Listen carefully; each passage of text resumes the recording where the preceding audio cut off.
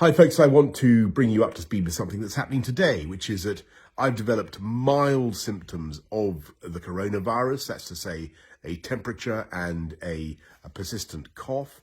And on the advice of the chief medical officer, I've taken a test that has come out positive. So I am working from home, I'm self-isolating, and that's entirely the right thing to do. But be in no doubt that I can continue, thanks to the wizardry of modern technology, to communicate with all my top team to lead the national fight back against coronavirus. And I want to thank everybody who's involved. I want to thank, of course, above all, our amazing NHS staff. It was very moving last night to join in that national clap for the NHS. But it's not just the NHS, it's our police, social care workers, teachers, everybody who works in schools, the DWP staff, an amazing national effort by the public services, but also by every member of the British public who's volunteering. Incredible response. 600,000 people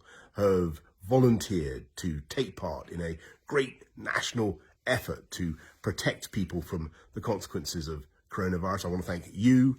I want to thank everybody who's working to keep our country going through this epidemic. And we will get through it. And the way we're going to get through it is, of course, by applying the measures that you'll have heard so much about. And the more effectively we all comply with those measures, the faster our country will come through this epidemic and the faster we'll bounce back. So thank you to everybody who's doing what I'm doing, working from home to stop the spread of the virus from household to household. That's the way we're going to win. We're going to beat it, and we're going to beat it together.